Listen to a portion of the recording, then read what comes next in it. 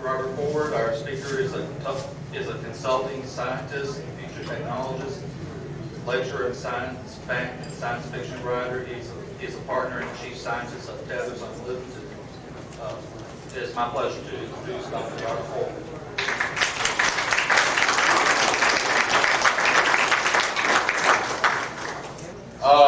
I'm going to start out not with my talk, but with a little history, because in talking to the people around here, most people don't know that space tethers are not something that's new and hasn't been tried before. There have been a total of 17 space tether experiments, orbital and suborbital. 2 of them were SEDS 1 and 2. And they were built by Joe Carroll, who's down the bottom here. Most of you may have heard of Joe Carroll, but he runs a little one-man operation. And he buys tethers. This is a piece of some of Joe's tether that he gave me, that he's flown in space. He buys this from Cortland Cable. It's made of Spectra, which is as strong as Kevlar, but much lighter. It actually floats, and so it's better per pound than Kevlar. And he takes 20 kilometers of this that he gets from Spectra, gets from Cortland Cable, cleans it, and winds it in a spool. And you can see one of the spools that he has down there. That one happened to be another tether he did in that particular picture. And he winds them in his loft of his house, because his garage is too full.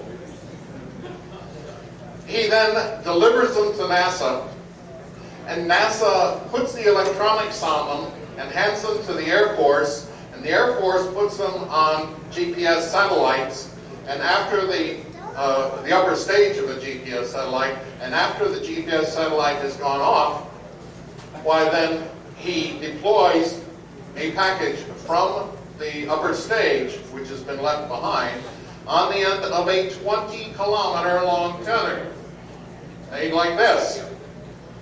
And he does it in such a way that the package at the end comes down and hangs below the upper stage. Quite nicely. It does do a little of this, but that slowly slows down, and it stays stable in what is called the gravity gradient stabilized mode. When it flies over the horizon at either dawn or dusk, you can see it with the bare eye going through space like a Jedi sword.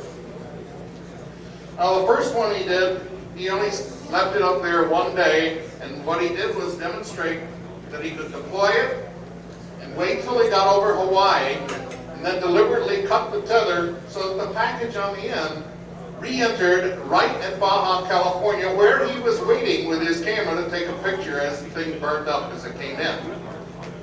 So that he knew that he could deploy a tether and deorbit an object instead of using a rocket, using a ball of string instead. And the reason for that is the spacecraft is up here in this orbit, the tether is holding onto the package down here. When it gets cut, the package is going too slow to stay in orbit because it's at a lower altitude. And so it hits the atmosphere halfway around the Earth. And so he demonstrated, using his garage or his loft, what lots of other companies tried it and do and couldn't do. He then did another one where he let the thing hang rather than cut it, wanting to find out how long this string would last.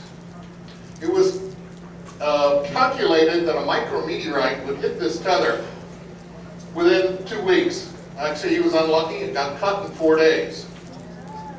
And you may have seen on CNN and some other pictures of the tether going, again, through space. You could see it with your naked eye or take television pictures of it. So those tethers have flown in space. They're 12 miles or 20 kilometers long. And I'll pass this around just so you can see that it's nothing but a piece of kite string. In fact, Spectra has typically sold this kite string. It's called Laser Pro kite string. You can also get it as fishing line. It's spider wire. And it's as strong, as I say, strong as Kevlar. He also did the plasma motor generator experiment where he deployed a 0.5 kilometer of insulated copper tether and demonstrated that moving metal wires moving through the Earth's magnetic field generate power from the fact that you've got a wire moving through a magnetic field. It's a one-wire generator. And if you pump current through it, as they did in this thing, it's a one-wire motor. And you can get propulsion out of it.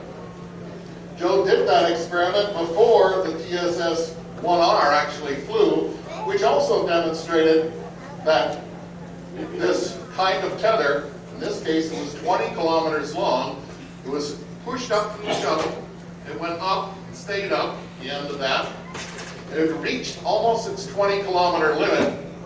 When it burned through, it was collecting 3,500 volts. There was 3,500 volts between the base of the tether and the shuttle ground. Now, the wire was insulated. It was insulated for more than 10,000 volts. It shouldn't have arced, but it did. And so we had a 3.5 kilovolt arc jumping to the shuttle ground. And that shouldn't have bothered anything because all of the electron collectors and electron emitters that would have allowed current to flow through it and out through the space plasma and back through were all shut off.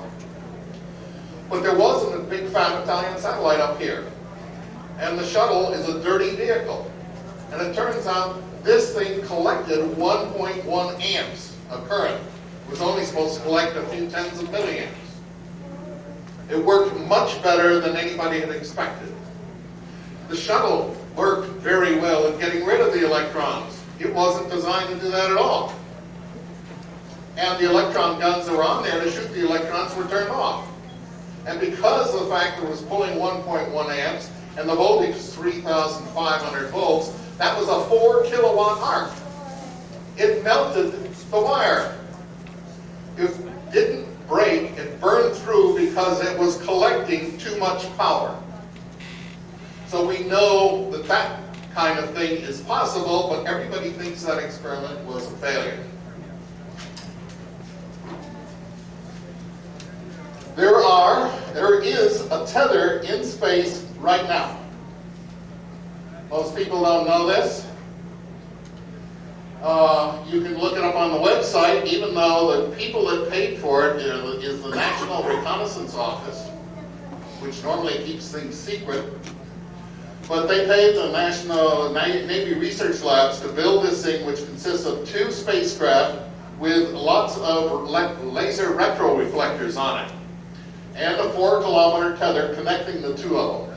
The bottom one has the deployer, which Joe Carroll built and designed and loaded up. That tether was made by Joe Carroll, and I have a sample of that Joe gave me. Here it is, and it's a much thicker tether, you notice. And I'll tell you a little about that in a second. But that thing is up there, and it's been going now for 3.5 years. Showing that if you design a tether right, it can survive in space. The bottom spacecraft is much heavier because it has the deployer, so it's named Ralph. The other one's Norton.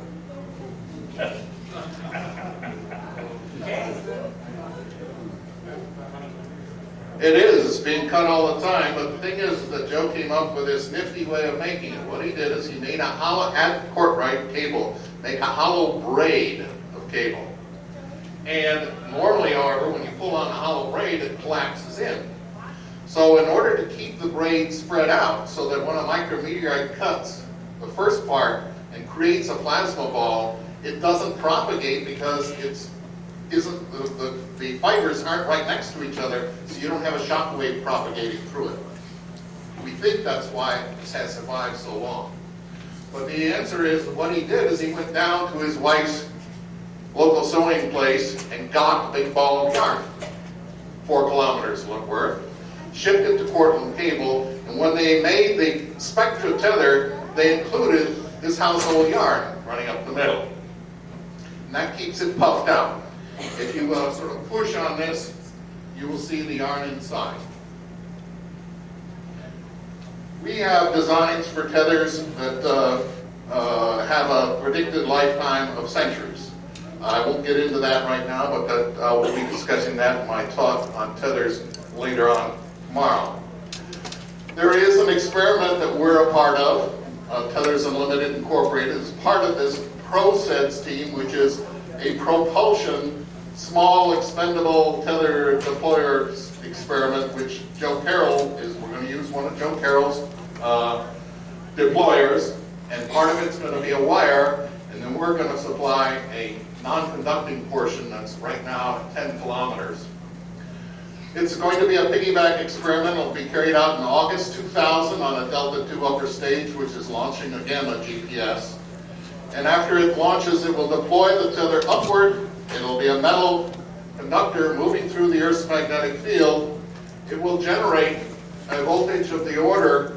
It'll be, let's see, it's going to be 5 or 6 kilometers. It'll be about 1,000 volts across the tether. And then we'll have electron collect. The wire itself will be positive near the top, and so it'll collect electrons there. It'll collect electrons here at the top of the wire. The current will go down to the bottom. There'll be an electron emitter down at the bottom, and that will put the electrons back in the space plasma so they can come back in and around. That will cause a drag on the delta upper stage and start hauling it down. And we think that's very important because my talk tomorrow is how we're going to commercialize this and sell to everybody. Iridium wishes they had our device on it now. When they do their next generation spacecraft, we hope they will buy our Terminator tether, which will be a simple conducting tether that will deploy. It'll move through the Earth's magnetic field, generate all the power it needs to run itself because it is a motor. I mean a generator, generate current, and it will drag the spacecraft out of space. And typically the tether itself will weigh 0.5 to 1% of the spacecraft it's hauling out of space. So the mass advantage compared to using rocket fuel is significant. By the way, there's a whole bunch of papers with all the technical details on the last table back there. Okay, so those are things that are going on and planned for the future. Now I want to go a little further because what we're going to do is make money using the Terminator tether. And then we're going to build something that really is a little more ambitious. And the idea here is that we'll build two tether systems, one in an elliptical orbit around the Earth and one in an elliptical orbit around Mars. And these will be rotating tethers that will be used just like the sling that David killed Goliath with. We will pick up the payloads and we'll throw them to Mars. We'll catch them at Mars, deposit them in the upper atmosphere, and when you finish exploring and making your fuel and you come out of the Martian atmosphere, we'll pick you up and send you all the way back to Earth with no rocket fuel propulsion needed. And we'll do it as fast or faster than rockets.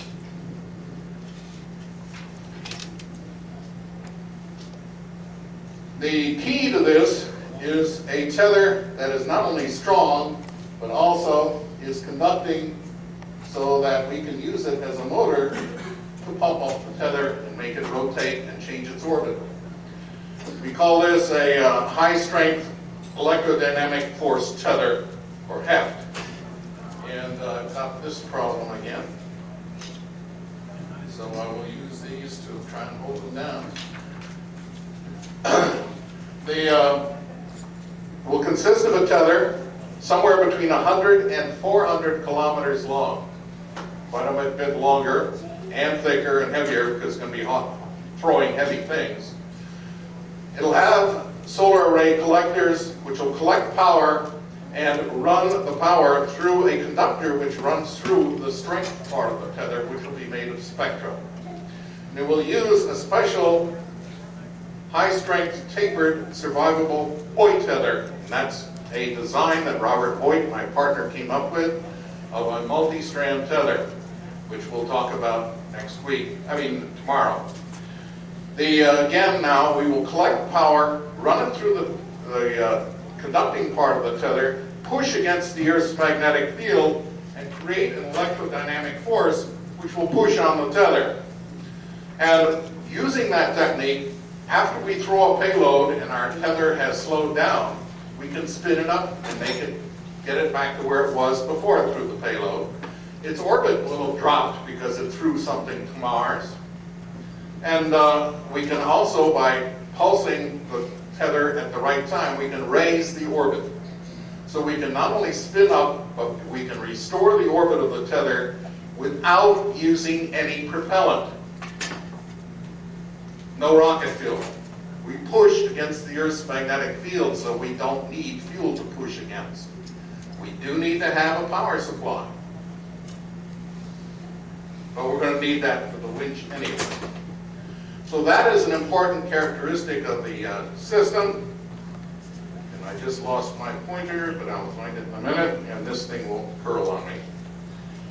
And this is what, when we go through a detailed analysis, by the way, we've received an NIAC grant of $75,000 to study this, and Robert Hoyt and Chauncey Uphoff studied this in great detail.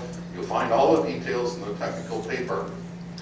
And so this isn't arm waving, this is actual mathematical analysis. We've got something that combines a rotating momentum exchange tether and propellantless electrodynamic tether propulsion. It can pick up payloads from a suborbital trajectory. You get to 150 kilometers. You don't even have to get in orbit. You have to get near orbital speed, but you don't have to get in orbit. We'll pick you up from there. You don't have to go to halfway to escape or nearly escape before we can try. We'll do the whole job. We'll toss the payload either to the moon or Mars and then reboost our system using this Earth electrodynamic tether to reboost. And we can repeatedly throw payloads to Mars without any requirement for propellant, except you've got to use propellant to get out of the atmosphere.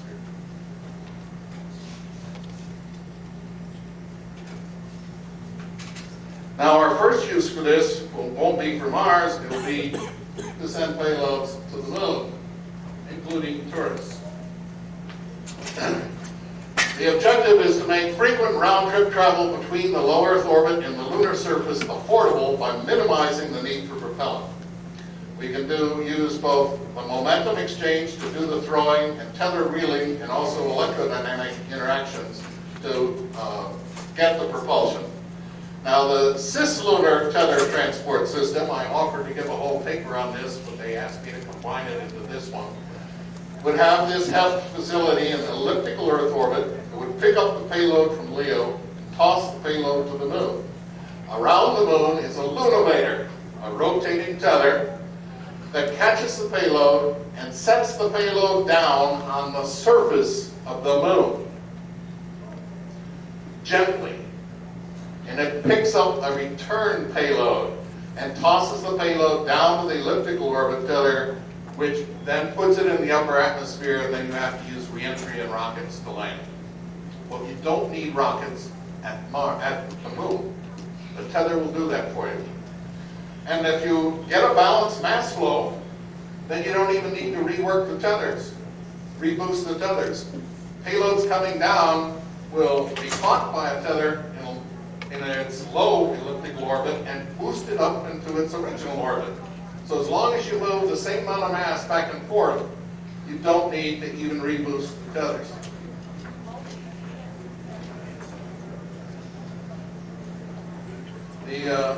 So that's what we can do there, and here is it's not a picture, this is a picture from an engineering calculation. And somebody pick up my... Top of this slide is off the screen. What? Oh, thank you. Thank you.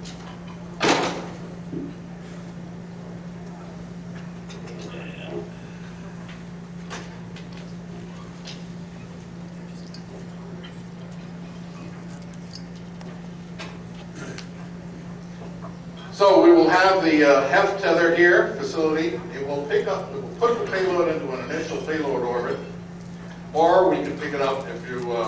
This gives you a chance to try again, but we don't need that if we pick you up from just a suborbital trajectory. This is the ellipticity of the HEFT facility orbit. It'll pick up the tether, pick up the payload, and in fact can pick it up, and then 1/2 of a rotation later you can throw it to the moon. Now this trajectory has been very carefully calculated so that it ends up with the apogee out here. And with the apogee out here, the payload is moving very, very slowly because it's way out, way far from Earth. The moon, this is in the equatorial plane of the Earth. The heft tether's in the equatorial plane. As you know, the moon, maybe you don't, it was a long time before I appreciated it. If this is the equatorial plane, the moon was up and around like this. So it cuts through the equatorial plane of the Earth twice a month. So we're going to throw it so that it gets out there, the payload gets out there just before the moon comes through the equatorial plane.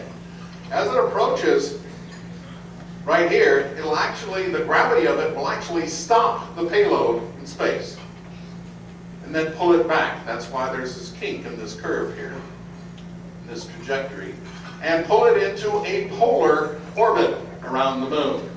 To do that, we haven't been able to do the whole thing without any propellant.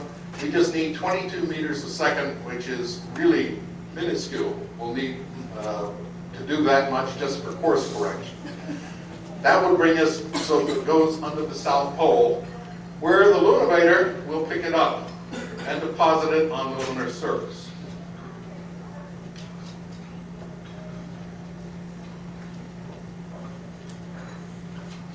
Here is the Lunovator.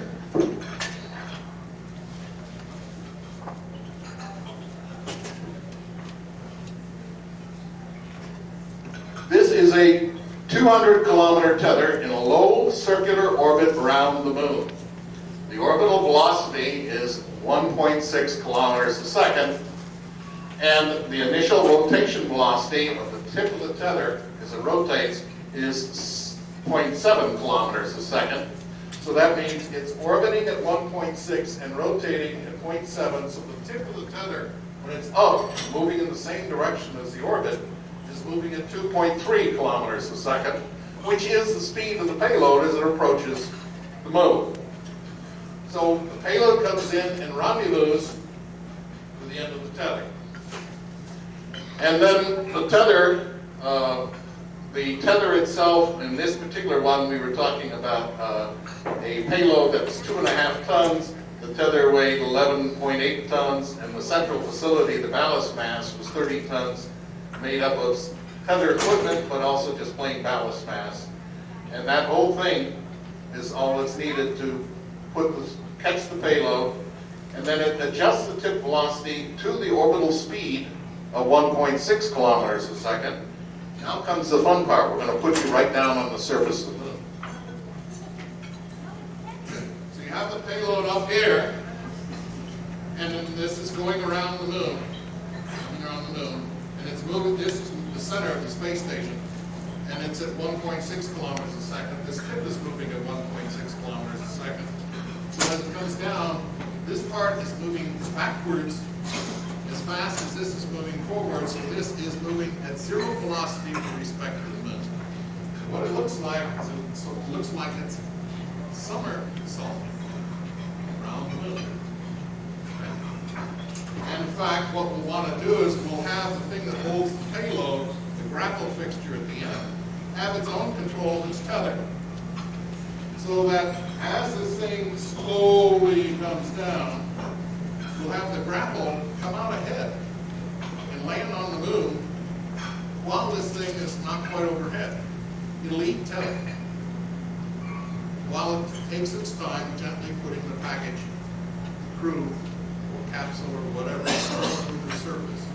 Then it will release its tether while it stays on the surface, gets some more passengers, and then finally it takes off, and once it's up there, it's got enough velocity to go all the way back to Earth. So this somersaulting effect allows you to put payloads on the surface at zero relative velocity.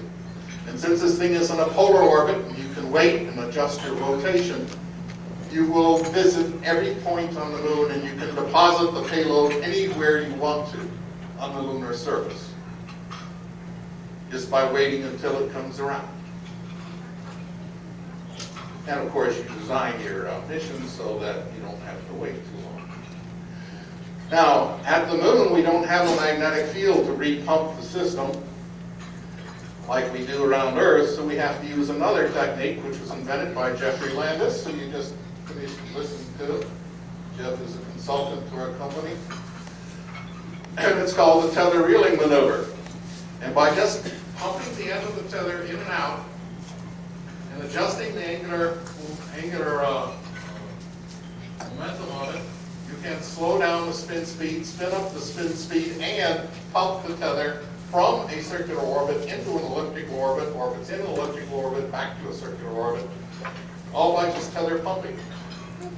And in fact, you can also use that to direct orbit drift. It's called axial precession. And when you have this tether in orbit around the Earth, since it's an elliptical orbit, the ellipse will slowly rotate because of the Earth's oblateness. And you've got to correct that. Well, you can do that with tether pumping.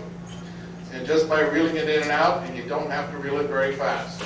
And you can stabilize the lunar polar orbit. In our analyses, we ran a lunometer in a polar orbit and found, due to the mass anomalies on the moon, after a couple of weeks or a month, it would shift to an elliptical orbit that might hit the surface, so we just found ways to pump the tether and keep it in a circular orbit.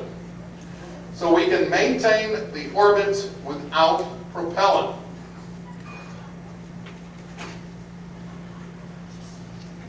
Now we've gone to the moon, and you've seen how these systems work.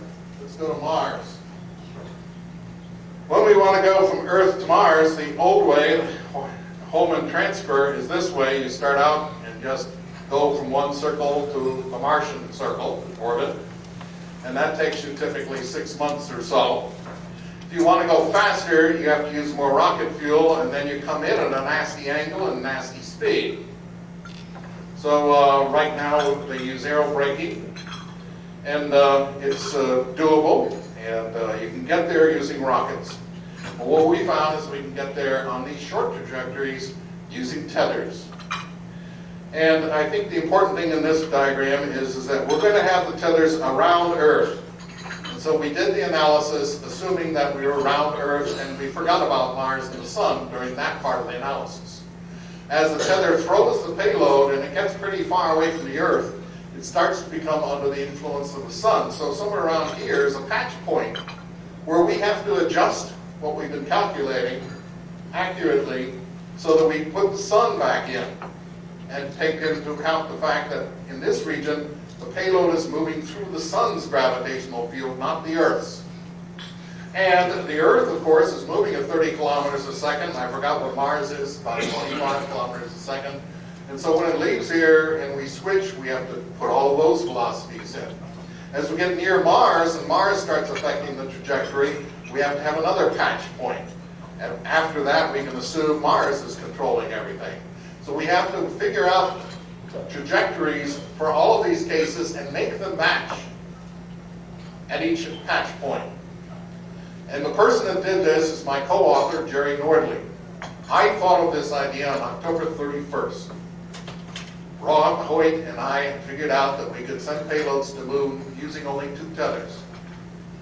And I said, well, we're going pretty fast when we get to the moon. How far could we go?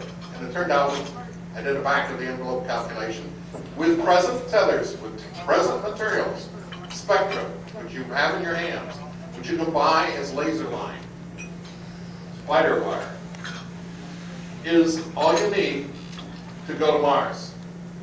And so I didn't believe it.